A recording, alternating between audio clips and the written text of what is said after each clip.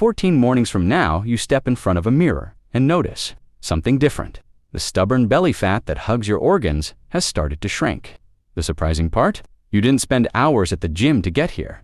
In fact, you barely changed how much you move. You changed the environment inside your body, and that's what unlocks the change. Most folks assume eating better is all it takes, or that more exercise is the missing link. The reality is more specific. Visceral fat, the dangerous fat tucked around your liver, pancreas, and other organs, is controlled by a few internal switches. If we flip those switches, 2 weeks can look very different. Today, I'll walk you step by step through a simple, science-friendly, 14-day plan that your metabolism without punishing workouts. It's practical, low-tech, and designed for people who want real results without living in the gym.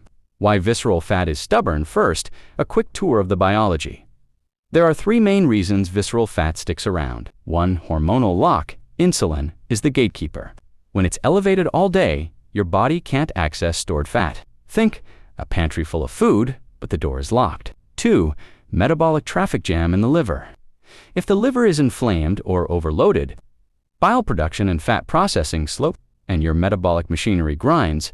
3. Cellular fuel choice. Your mitochondria, the little power plants in cells, decide whether to burn carbs or fat. Most people have long been biased toward burning sugar. We'll nudge those batteries back to fat burning. Fix those 3 things, and visceral fat becomes much easier to lose. How the 14 days are organized. We'll split this into 2 phases. Week 1 creates the right environment. Lower insulin spikes, easier digestion, and gentle mitochondrial retraining. Week 2 tightens the routine and adds targeted practices that accelerate fat mobilization. Every day brings 1 or 2 clear, practical actions, small, consistent wins that compound. Week 1, build the foundation.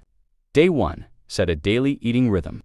On day 1, compress your eating into a consistent window. Aim for about 12 hours. Example, 7 a.m. to 7 p.m. Outside that window, only water, black coffee, or plain tea. Why? Every time you eat, insulin rises. By giving your body predictable stretches without food, insulin falls more often, and fat-burning windows open. Meal strategy. At every meal, prioritize protein and vegetables first, then starchy carbs last. That sequencing slows sugar entering the bloodstream and keeps insulin peaks lower. Day 2, remove hidden irritants and stop snacking. Today you remove the usual metabolic saboteurs. Ultra-processed seed oils, canola, soybean, corn, sunflower, safflower, and constant grazing. Swap to olive oil, avocado oil, or butter from grass-fed sources. Keep to 3 meals within your eating window. No snacks. Skip fruit juices and smoothies that dump sugar quickly into your system. Day 3, a gentle liver nudge. 15 minutes after waking, before food, have a small morning tonic, 8 oz, of warm or room temp water.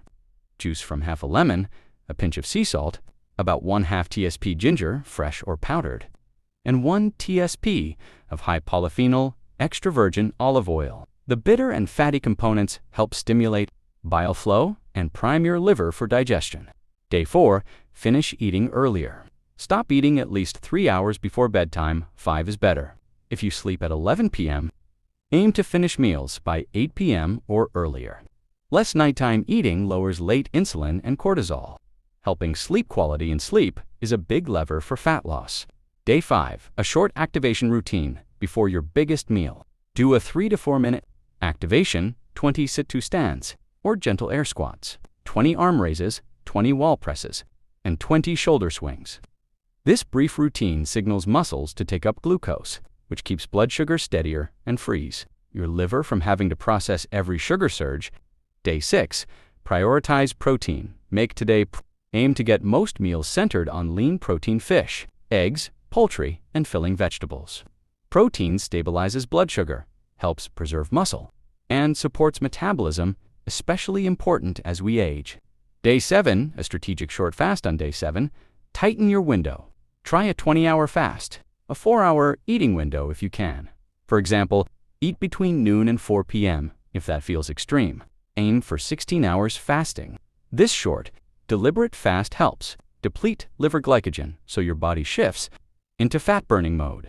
By the end of week 1, you'll likely notice smaller cravings, steadier energy, and maybe a bit of weight loss from reduced inflammation and water. Those small wins matter. They keep you motivated. Week to push the momentum. Day 8, shorten the eating window more. Drop your daily eating window to around 10 hours, for example. 8 a.m. to p.m. Finish meals at least 3 hours before bed. More continuous fasting time means insulin stays lower longer, giving mitochondria more chance to burn fat.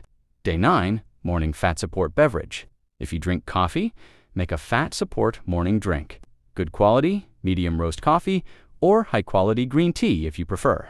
Blended or stirred with 1 TBSP high polyphenol olive oil and 1 TBS grass-fed butter, plus a pinch of salt.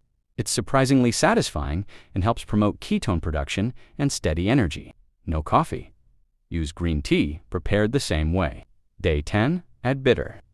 Liver-supporting greens include a portion of bitter greens today, arugula, dandelion greens, radicchio, or artichoke with at least 1 meal. Bitterness stimulates bile and improves fat digestion, helping your liver process lipids more efficiently. Day 11, simplify your plate with meal math. Use a simple plate rule. Half the plate, non-starchy vegetables and protein. The other half, healthy fats and an optional small serving of whole food, carbs if you choose. Eat protein and veg first, fats next, then carbs if you'll have them.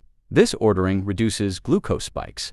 Day 12, recovery and sleep optimization. About an hour before bed, take a magnesium supplement, 200 to 400 milligrams. To relax the nervous system, put on blue light blocking glasses in the evening and do 10 slow, deep nasal breaths lying down to activate the parasympathetic nervous system. Better sleep lowers cortisol and supports fat mobilization. Day 13A, longer, fast optional. Try a 24-hour fast today. If it feels right from dinner, yesterday to dinner tonight. If that's too much, 16 hours still helps. This more extended fast supports autophagy, your body's cellular cleanup, and encourages visceral fat to be released for fuel. Day 14, strategic refuel on the final day.